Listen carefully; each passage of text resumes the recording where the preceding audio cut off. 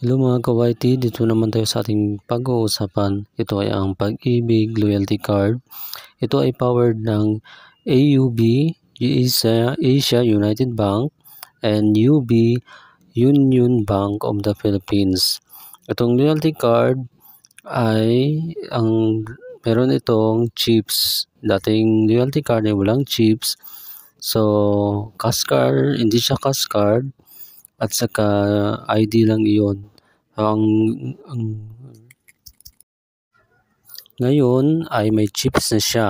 So ang loan ng bawat tao na membro ng Pag-ibig ay dito na papasok kung mag-loan sila.